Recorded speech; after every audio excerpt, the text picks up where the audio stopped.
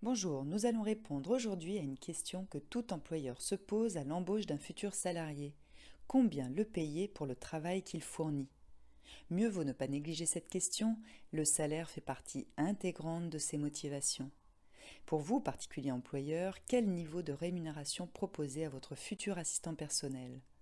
Répondre à cette question, c'est faire un choix. Choix de management, choix stratégique, et avant toute décision, ayez les contraintes suivantes à l'esprit. Que ce salaire est en référence sur la CCNSPE, Convention collective nationale des salariés du particulier employeur. Elle impose un niveau minimal de rémunération. Et posez-vous la question de vos moyens complémentaires. Et oui, le versement de ce salaire ne se fait que dans les limites de la PCH. Un employé, deux possibilités. Nous avons ici un salaire plancher et un salaire plafond.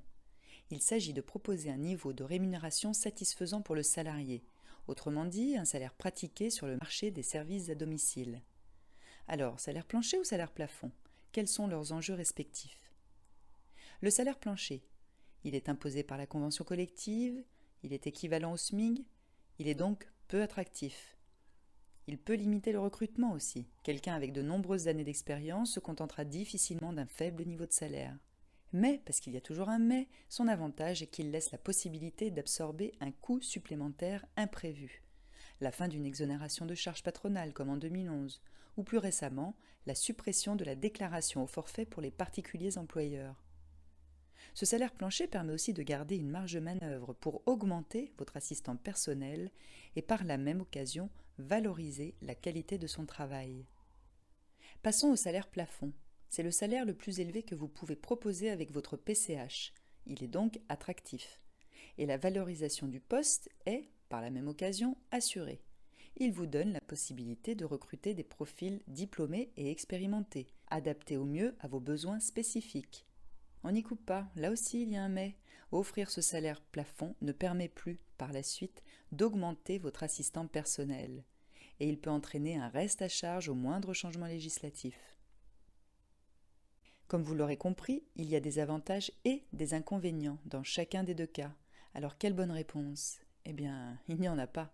Avant tout, c'est un choix personnel. Choix qui peut d'ailleurs se situer à mi-chemin entre le salaire plancher et le salaire plafond. Ayez conscience que vous n'êtes pas tenu d'appliquer la même logique à tous vos salariés. Un choix individualisé est possible. Vous pouvez par exemple choisir différents niveaux de salaire pour distinguer les postes, les missions, les compétences de votre équipe. Et de même, sur deux postes équivalents, vous pouvez valoriser différemment les qualifications ou l'expérience. Enfin, et ce n'est pas des moindres, ayez en tête que ce choix s'inscrit dans un cadre de travail.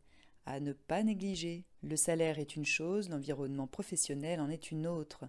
Pour attirer les candidats, compenser un salaire peu élevé, il sera intéressant de mettre en avant certains avantages que vous êtes en mesure d'offrir.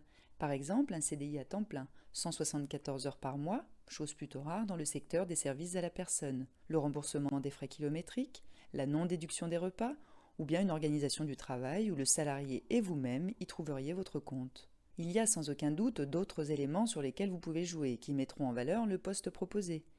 Toujours est-il que la décision vous appartient, ce sera celle qui vous correspond le mieux.